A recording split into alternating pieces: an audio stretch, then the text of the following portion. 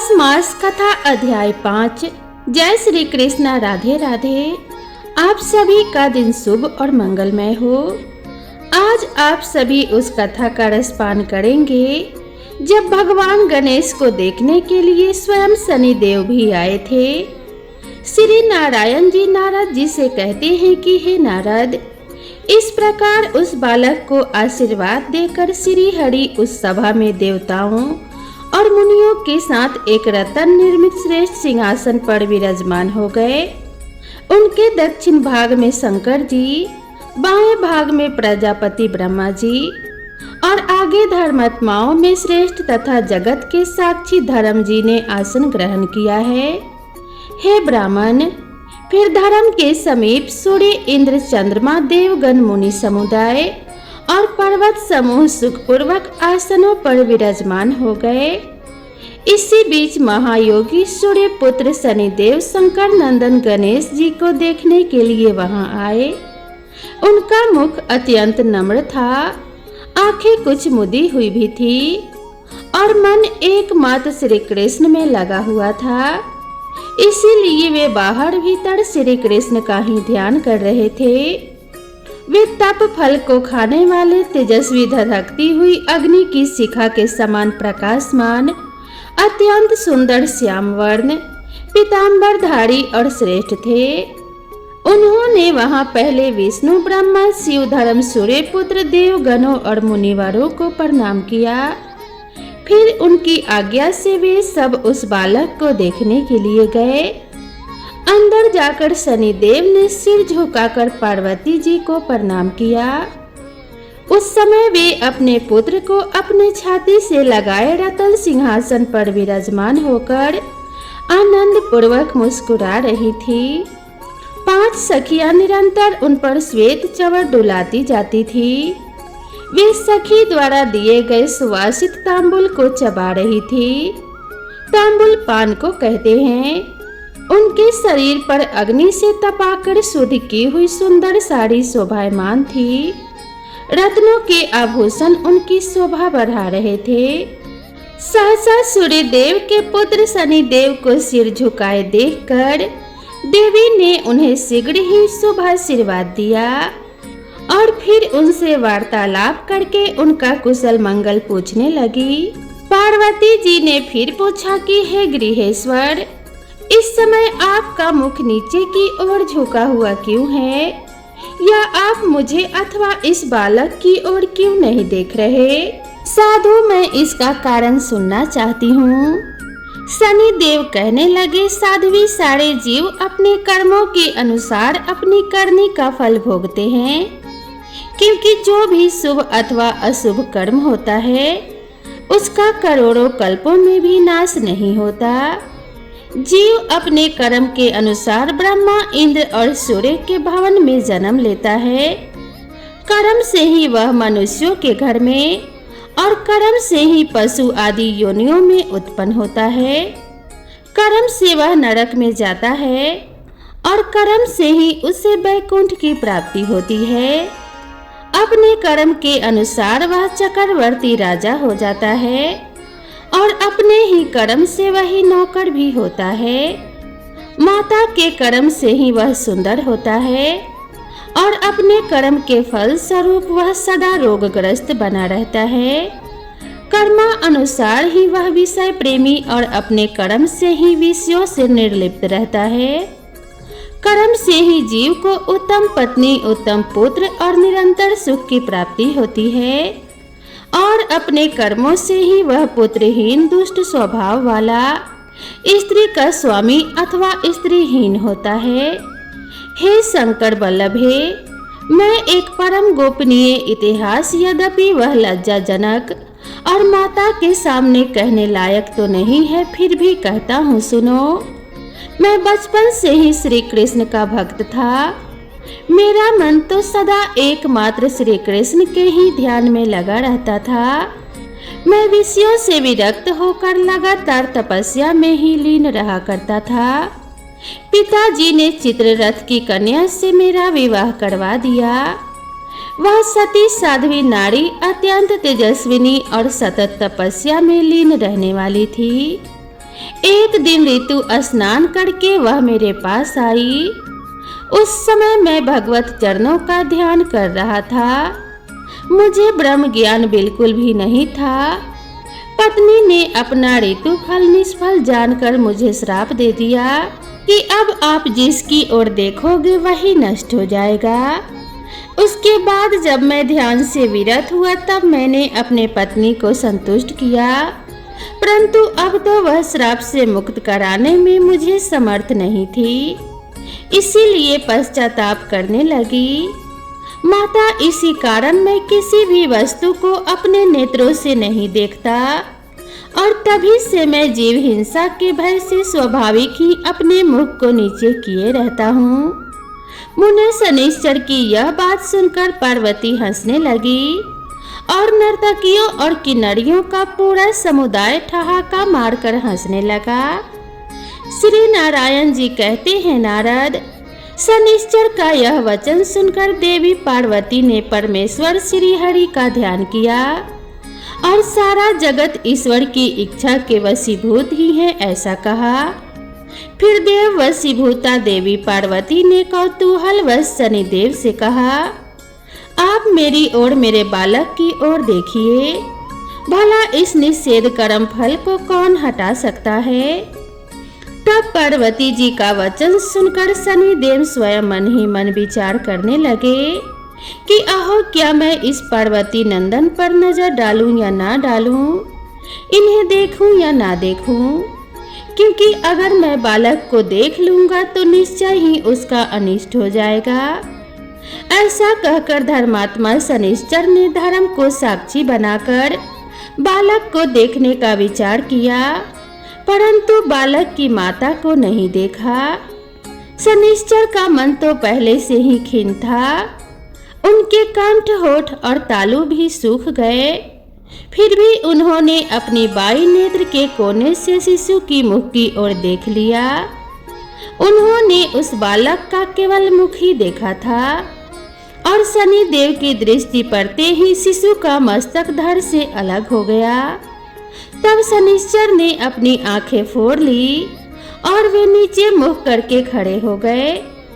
इसके बाद तो उस बालक का खून से लथपथ पूरा शरीर पार्वती जी के गोद में पड़ा रह गया और मस्तक अपने अभीष्ट गोलोक में जाकर श्री कृष्ण में लीन हो गया।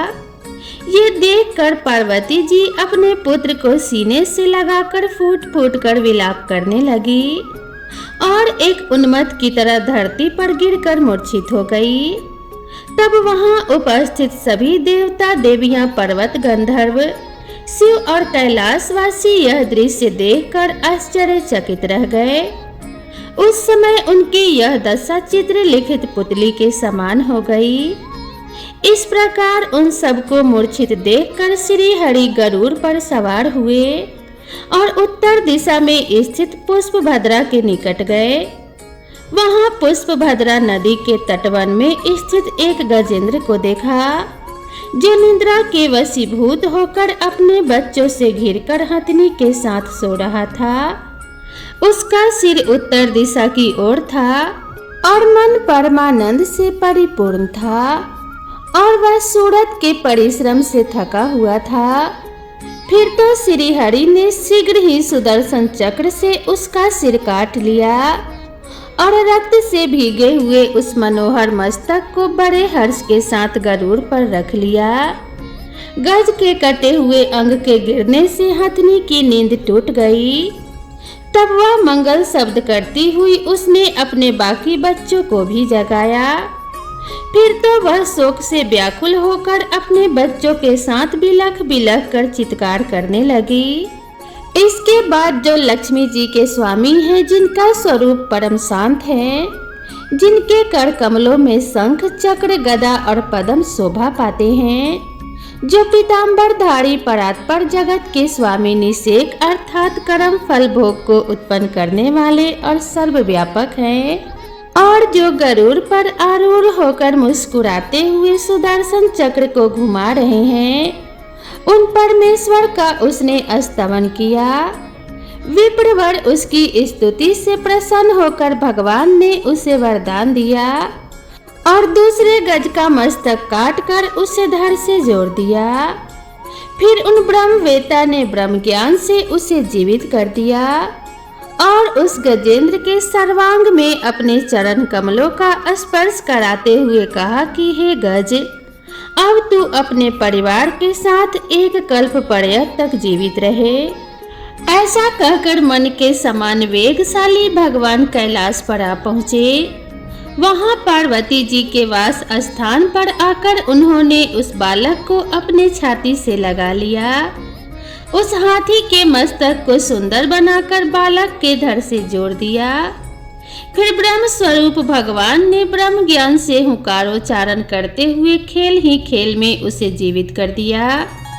फिर श्री कृष्ण ने देवी पार्वती को सचेत करके उस शिशु को उनकी गोद में रख दिया और आध्यात्मिक ज्ञान द्वारा पार्वती जी को समझाना आरंभ कर दिया। श्री कृष्ण अर्थात श्री हरि ने कहा कि शिवे, आप तो जगत की बुद्धि स्वरूपा हो। क्या आप नहीं जानती कि ब्रह्मांड से लेकर कीट पर्यंत सारा जगत अपने कर्म के अनुसार फल भोगता है। प्राणियों का जो स्वकर्म जनित भोग है वह 100 करोड़ों कल्पों तक प्रत्येक योनि में शुभ अशुभ फल से नित्य प्राप्त होता रहता है। सती इंद्र अपने कर्मवश कीड़े की योनि में जन्म ले सकते हैं और कीड़ा अपने पूर्व कर्मों के फलानुसार इंद्र भी हो सकता है। पूर्व जनित कर्मों के फल के बिना सिंह मक्खी को मारने में भी असमर्थ होता है और मच्छर अपने पूर्व कर्म के बल से हाथी को भी मार डालने की शक्ति रखता है। कर्म का भोग शुभ अशुभ रूप से श्लोक और परलोक में अवश्य प्राप्त होता है, परंतु कर्मों के पार्जन के योग्य क्षेत्र भारत ही है। स्वयं श्री कृष्ण कर्म फल के दाता, विधि के विधाता, कालों के काल निषेध के निषेध करता, संहारता के भी संहारक और पालक के भी पालक हैं। संपूर्ण चराचर जगत स्वरूप है। उन्हीं श्री कृष्ण में विनायक भी स्थित है। इस प्रकार श्री विष्णु का कथन सुनकर देवी पार्वती जी का मन अब संतुष्ट हो गया। तब वे उन गदाधर भगवान को प्रणाम करके अपने शिशु को दूध पिलाने लगी। फिर प्रसन्न हुई पार्वती जी ने शंकर जी की प्रेरणा से अंजलि बांधकर भक्ति पूर्वक उन कमलापति भगवान विष्णु की स्तुति की। तब श्री विष्णु ने शिशु को और शिशु की माता को आशीर्वाद दिया और अपने आभूषण कौस्तुभ मणि को बालक के गले में डाल दिया। ब्रह्मा जी ने अपना मुकुट और धर्म ने रतन का आभूषण दिया। फिर क्रमशः देवियों ने और उपस्थित सभी देवताओं, मुनियों, पर्वतों, गंधर्वों और समस्त महिलाओं ने यथोचित रूप से रतन प्रदान किए हैं। उस समय महादेव जी का मन अत्यंत हर्ष मगन था। वे श्री विष्णु का स्तवन करने लगे। नारद वह मृत हुए बालक को पुनः जीवित देखकर शिव पार्वती ने ब्राह्मणों को असंख्य रत्नों का दान दिया।